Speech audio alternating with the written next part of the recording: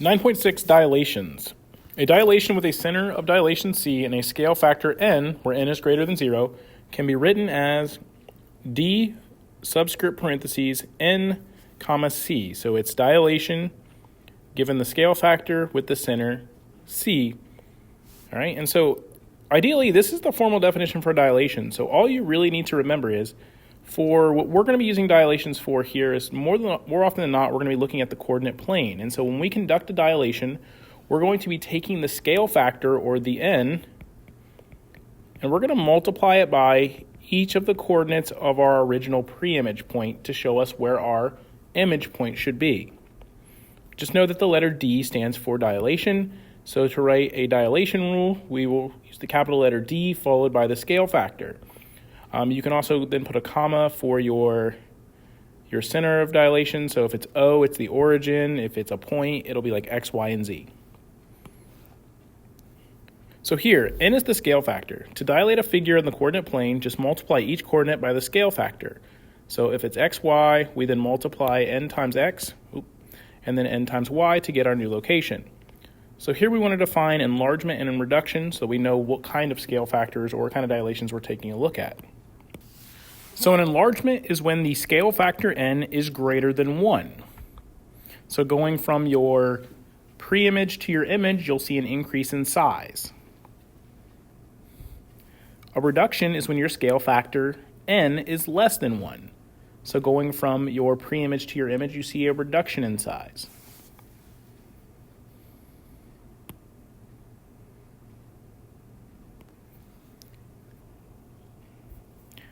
Is this dilation from xrt to x prime, t prime, r prime an enlargement or reduction? What is the scale factor of the dilation? So we can look at this. So in this case, the black triangle is our pre-image, the blue triangle is the image. So clearly it's getting bigger. So it's an enlargement.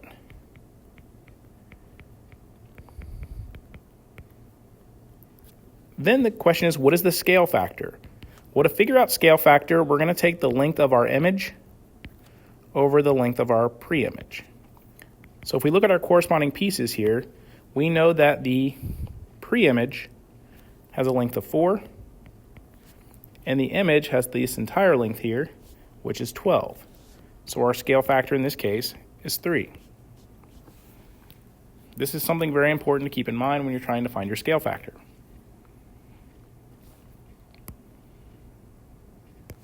Question 2 is the dilation of JKLM to JK or JKLMN prime, an enlargement or a reduction. So for this one, we're seeing that the black triangles are pre-image, the blue triangles are image, so it's shrinking, so that's a reduction.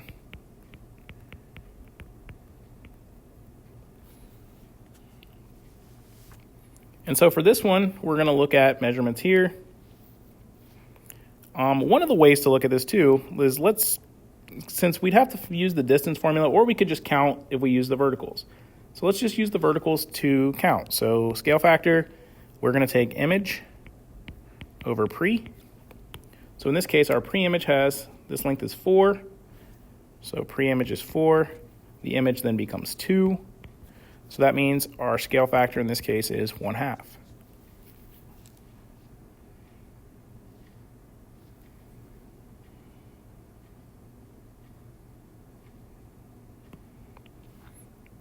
Same idea for question 3. They want to know, is it an enlargement or a reduction?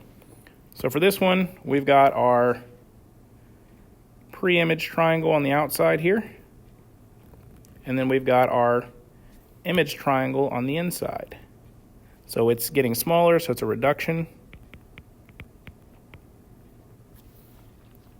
And so the question here is, we could use the distance formula to figure all of this out, to try to figure out the true comparison between the two triangles. An easier way to do this is to look at kind of how the slopes apply.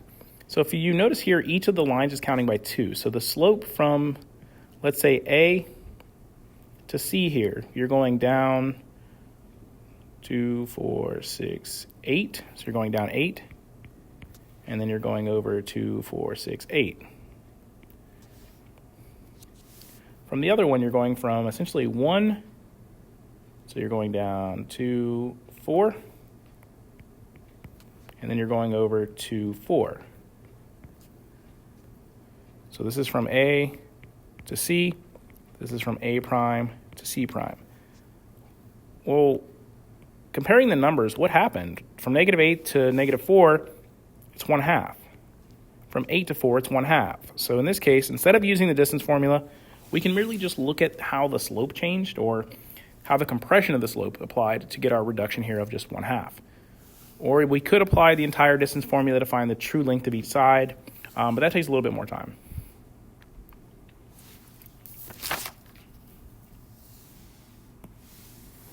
What are the coordinates of the vertices of a dilation by 2 of PZG? Graph the image of PZG. So I'm going to go ahead and just plot the original shape first.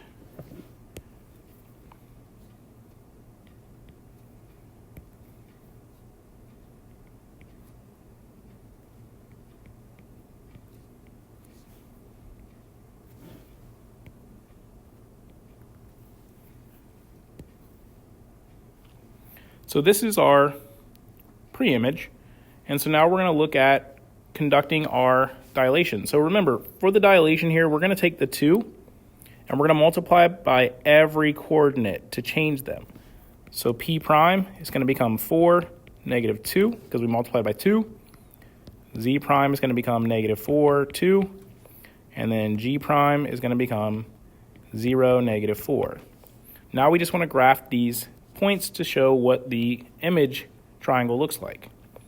So 4, -2.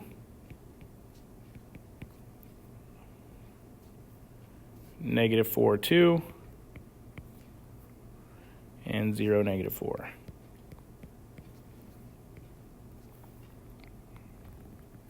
So this is the image compared to our pre-image. And when they write it like this, they're telling you that your center of dilation is just the origin.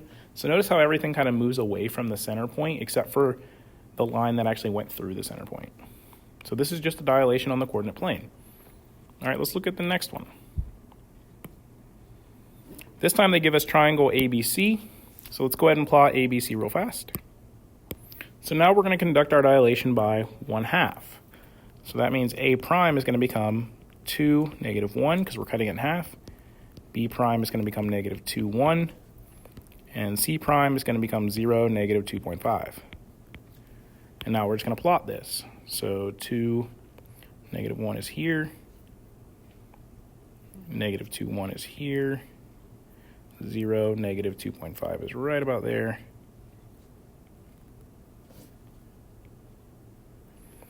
And we want to make sure we're labeling our points. So A prime, B prime, C prime. So there is our image to the pre-image that was in purple.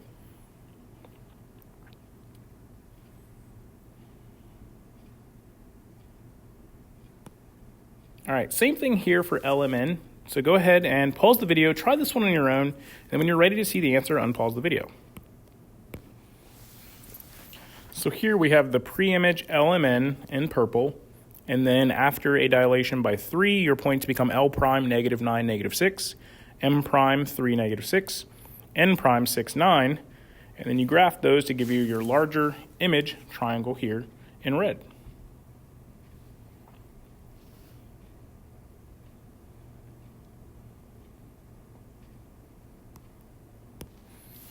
So we can also use scale factor in the idea of dilation to find measurements of pre-image or image values for pictures or real-life examples. So in this first problem, we have a magnifying glass shows you an image of an object that is 7 times the object's actual size.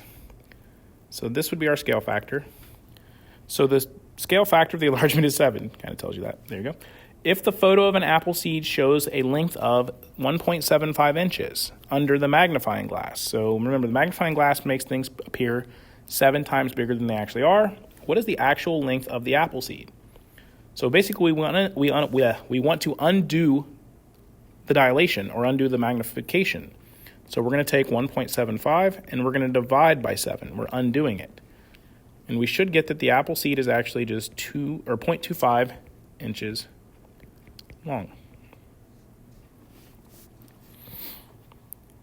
Question 2. The height of a document on your computer screen is 20.4 4 centimeters. When you change the zoom settings on your screen from 100 to 25%, the new image of the document is a dilation of the previous image with a scale factor of 0.25. What is the length of the new image?